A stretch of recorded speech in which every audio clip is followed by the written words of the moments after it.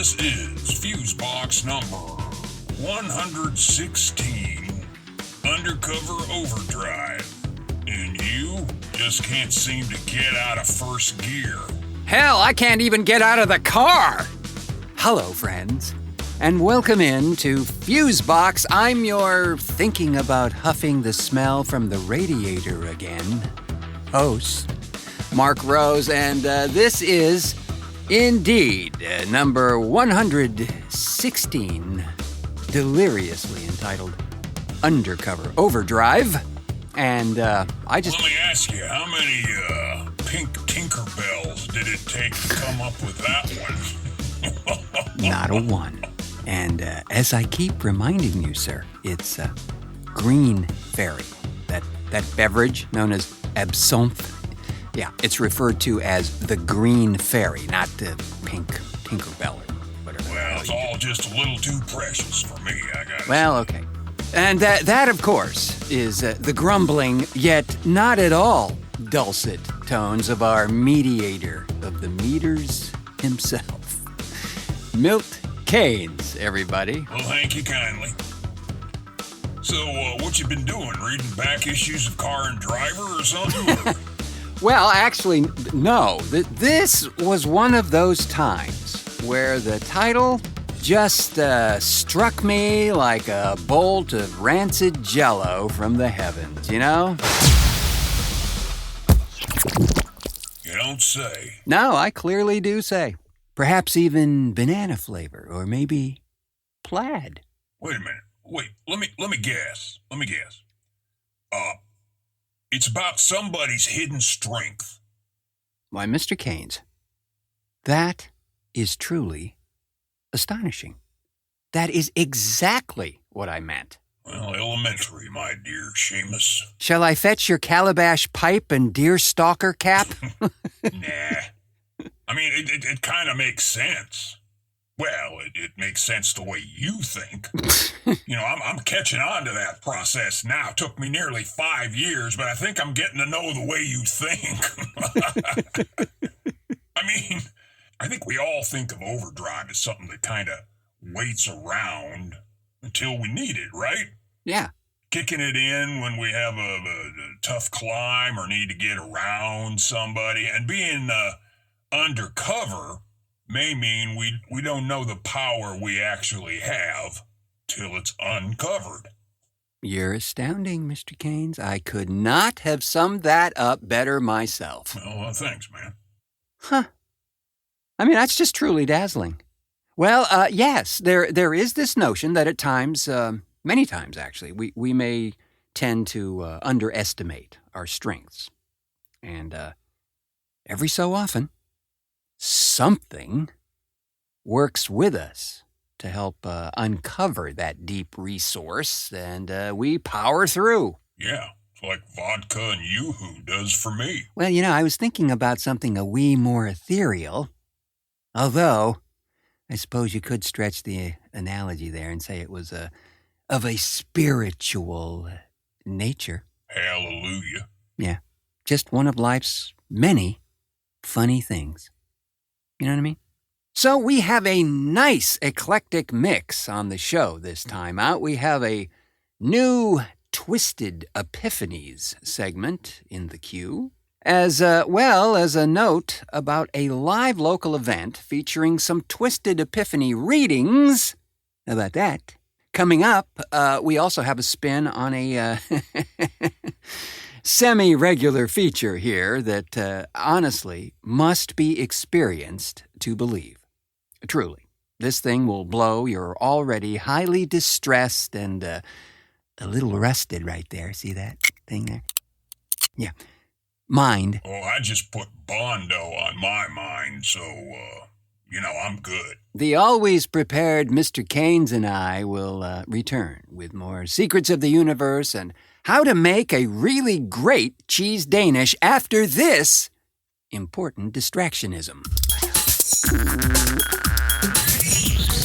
Mary had a little lamb, its fleece was white as snow, and everywhere that Mary went, the lamb was sure to go. TheFuseboxShow.com. Alrighty then, friends.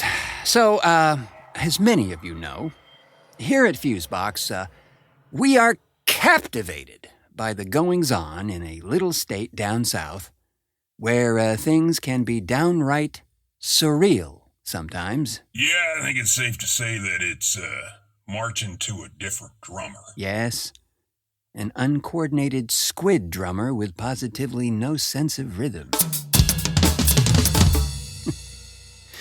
So our partner in audio chaos, Jeff Pollard, sent this little link along to me the other day, and I have to say, this is astoundingly grand.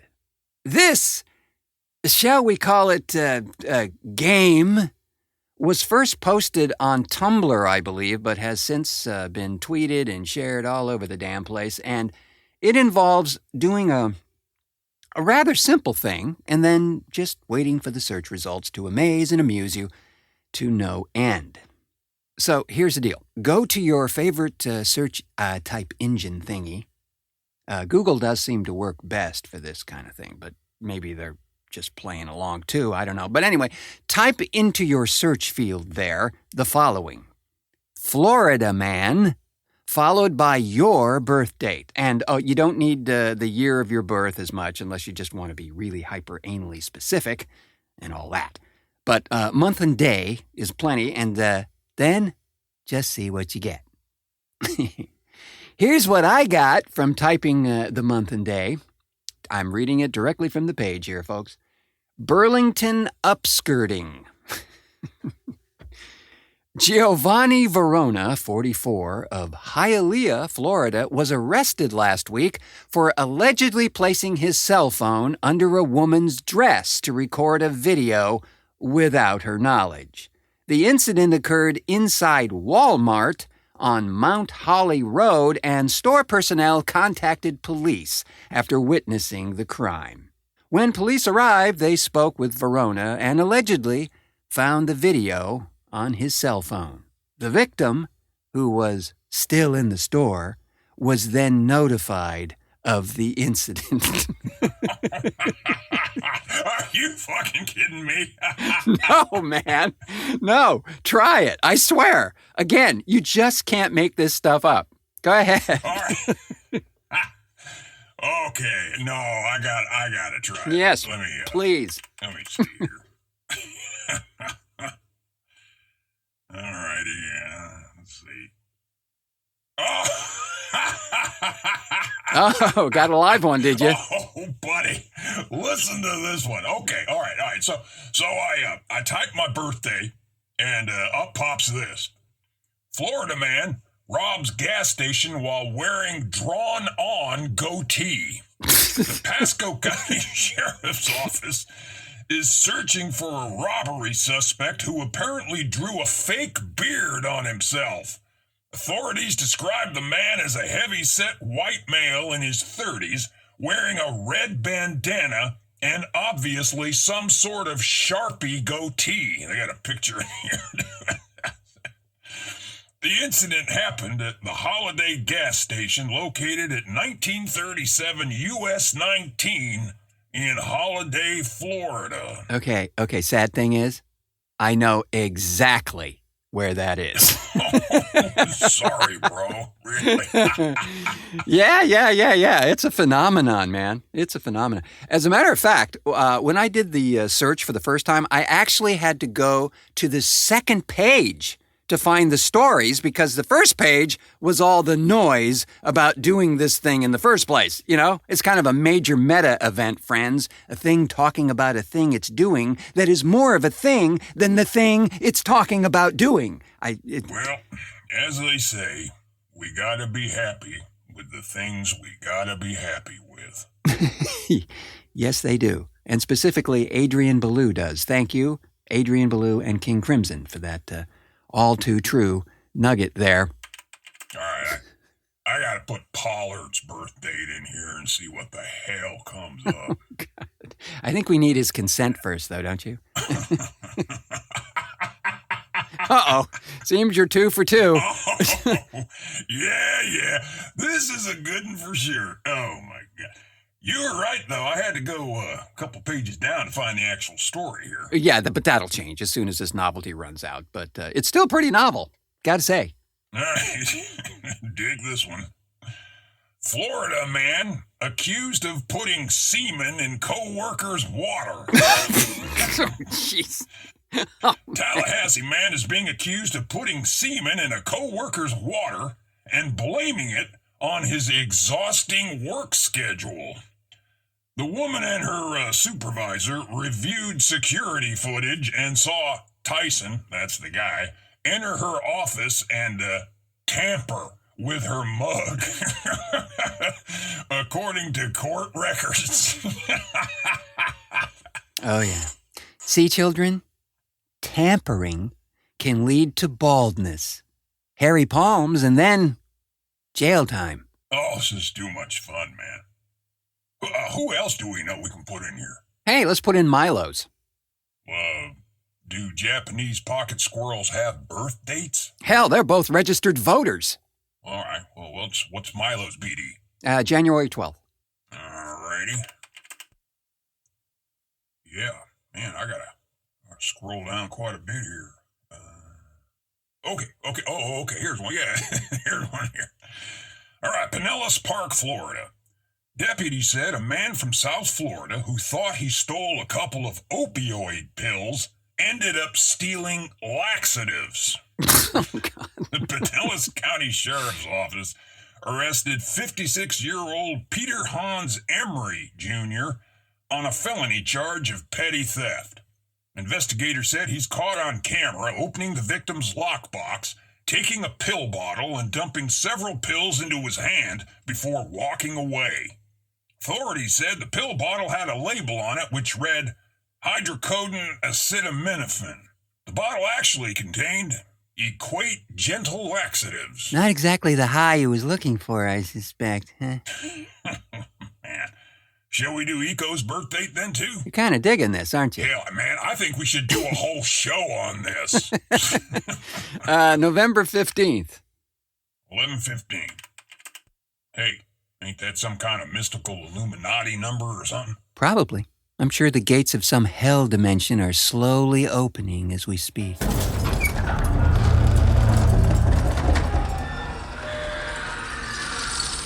Yeah. Here's one. Royal Palm Beach, Florida. Florida man was arrested by U.S. Marshals after he allegedly threw an alligator into a drive-through window at Wendy's fast food restaurant in Royal Palm Beach, Florida. 24-year-old Joshua James of Jupiter, Florida, was charged with aggravated assault with a deadly weapon and possession of an alligator without authority for the stunt, according to Palm Beach County jail records. His bond was set at $3,000. Whoa, wait, what about the alligator? Wendy's isn't thinking of offering a new spin on burgers here, is it? Yeah, each burger comes with a set of loafers, too. Now, it said here that Florida Fish and Wildlife officials told WPTV that the alligator was released into a nearby canal after the incident. Where it quickly went to Burger King as it had intended. Yeah, some Wendy's marketing guy just decided to be a bit more persuasive. Since, no one's watching their fucking ads anymore, so... Yes, friends, much fun to be had by all, and this is one of those rare times where we definitely get to say, try this at home, kids. Yeah, and we also get to say... What the fuck, Florida?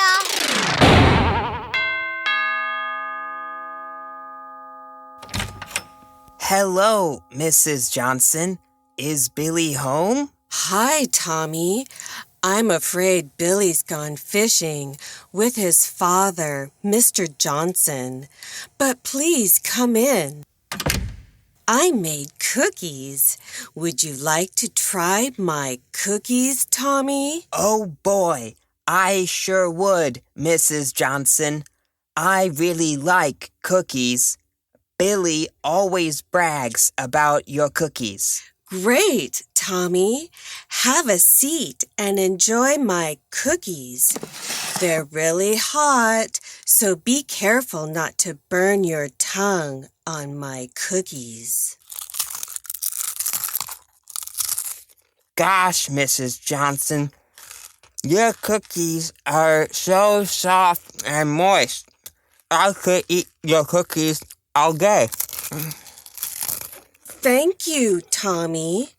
By the way, where did you get that great Fusebox t-shirt? It really shows off your arms. Have you been working out? Thank you, Mrs. Johnson. I buy Fusebox merchandise at thefuseboxshow.com. They have lots of really cool stuff. You should check it out and buy lots and lots of Fusebox stuff for Billy. Just click on the Fusebox store link and start shopping. It's that easy. That does sound easy, Tommy. Thefuseboxshow.com, huh? Thank you. Say, Tommy, when you're done enjoying my cookies, maybe you'd like to stay and go for a swim in my pool. Boy, would I. Thanks, Mrs. Johnson. May I have another cookie, please? Of course, Tommy. Say, how would you like to make out with me before you go swimming? I sure would, Mrs. Johnson. Gosh, you're the best. Oh, Tommy. Mrs. Johnson. Way to go, Tommy. And remember, you can get your Fusebox merchandise at thefuseboxshow.com. Apply to infected area only. Batteries not included. You know, we love us some You're a little late. You know, we love us some spoken word on this here program. And that's no secret. We feature it frequently, particularly in a segment we call Twisted Epiphanies, which are readings with a little audio enhancement added to the process. These are an immense treat to do for me in terms of production, and hopefully a treat to experience as well. Because we have a new one here by writer and filmmaker Kelley Baker. And afterwards, I'll share some news regarding Mr. Baker's live readings as well as a live Twisted Epiphanies performance. But first, here's Kelley Baker's Elevators.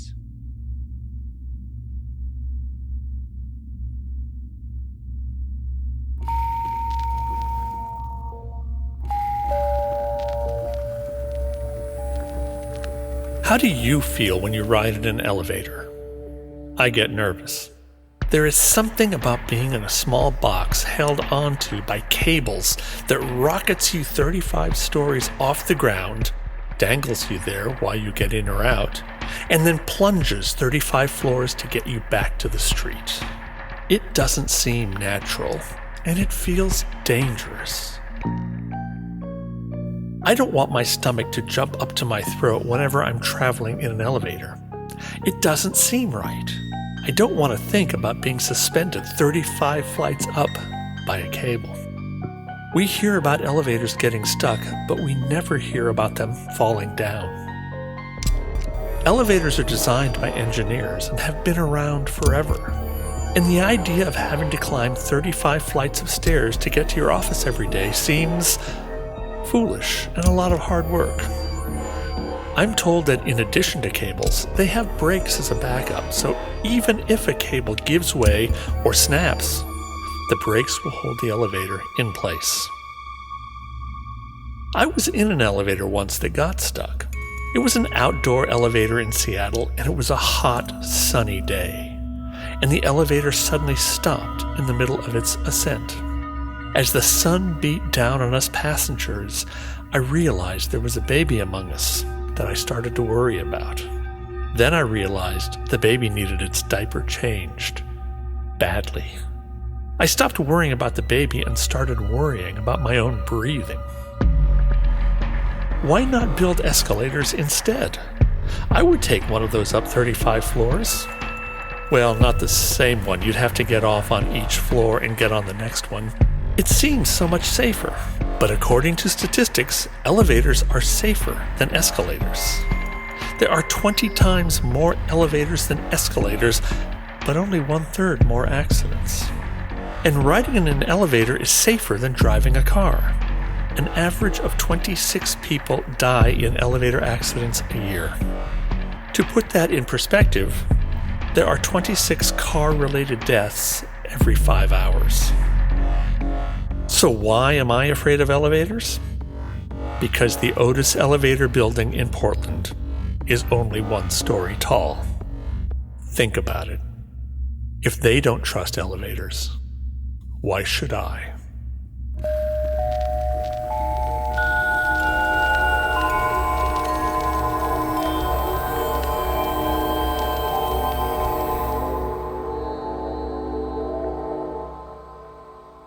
You know, I never thought of that. I have been by that damn building 1,000,000 times, never put the two things together. Yeah, exactly. And that's why Kelley is providing a valuable community service here, you know? To enforce the irony wherever and whenever possible.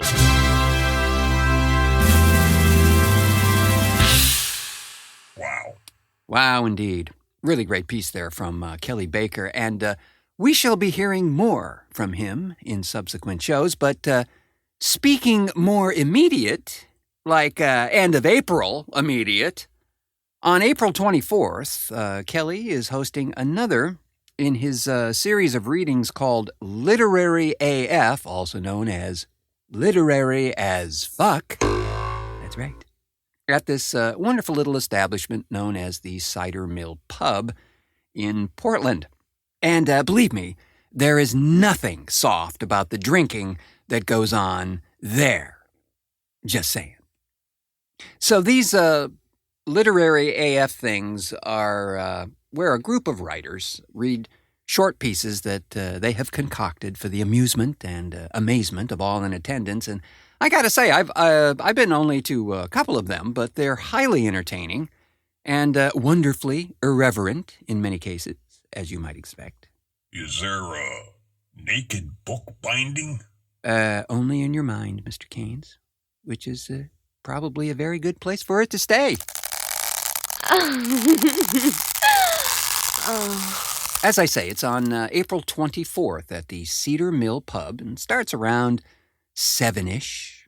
And this time, yours truly and Jeff Pollard and who knows who else from the Fusebox clan will be in attendance as well, as we're going to do the first of what we're all hoping will be a rather semi-regular thing, live readings of select Twisted Epiphanies with audio embellishment done on the spot, in front of your very faces. Absolutely no nets or emergency vehicles will be used in this death-defying act of art. Let me ask you, is a hearse classified as an emergency vehicle? Because that's what I'd be driving. So, I don't want to get turned away at the door for prohibited vehicular style and shit. Fear not, Mr. Keynes. It will be just fine. And there is plenty of free parking. Better if you get there early, though. Looking forward to that. Not often I get to play in a live setting these days, but this is the perfect project for me, and one I've talked about doing for hell, it seems like years now. No, man, Portland's a perfect place for something like that, bro. No, people dig that kind of stuff around here for real. Yes, they do, and my hope is that we can make a, like I say, a semi-regular thing of this in places around town here as it develops. And on that particular literary chord, and I think that actually might be X minor flat 5. What do you think? Yeah, it's got to be it. We shall call it a show, but not before thanking our always overdriven but never put up wet contributors on this edition of Fusebox: Kelley Baker, Laura Dine, Nico Lane, Eric Newsom, Jeff Pollard, and Joshua Willis.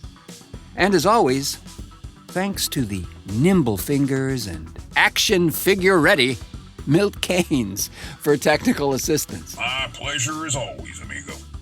Lest we forget, abundant thanks to you, friends, for once again fearlessly pushing play on this edition of the show, and a kindly reminder to subscribe if you would be so kind at whatever location you might have found this humble program, be it Apple Podcasts, Stitcher, or the now nearly famous Overnightscape Underground channel on sub.com.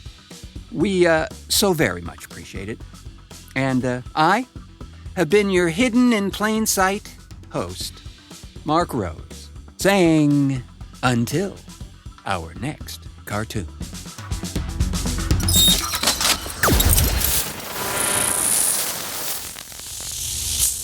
Fuse.